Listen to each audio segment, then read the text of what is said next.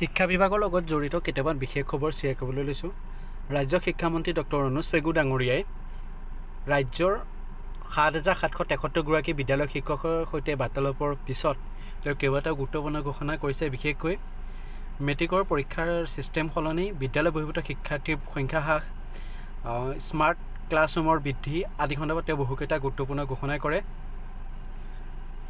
সৰ্বভাৰতীয় পৰ্যায়ৰ পৰীক্ষাসমূহত ৰাজ্যৰ যাতে ছাত্ৰ ছাত্ৰীসকলে ফেৰ মাৰিব পাৰে তাৰকৈ তেওঁ সেৱাৰ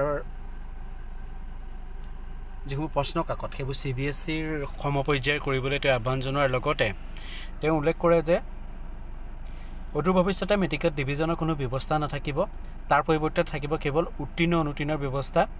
পৰীক্ষাৰ্থীসকল কেৱল ফলাফলৰ বিষয়ে অৱগত হ'ব, অৰ্থাৎ তেওঁ পাছ কৰিছে নে ফেইল কৰিছে।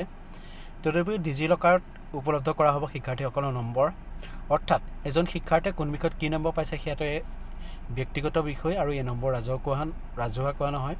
গতিকে এনেধৰণৰ বহুকেইটা সিদ্ধান্ত তেওঁ উল্লেখ কৰিছে। আপোনালোকক যিটো পেপাৰ কাৰ্ড সেই পেপাৰ কাৰ্ডটো দি দিয়া হৈছে ভিডিঅ'ৰ জৰিয়তে। আপোনালোকে এই গোটেই কমপ্লিট পেপাৰ কাৰ্ডটো চাই ল'ব।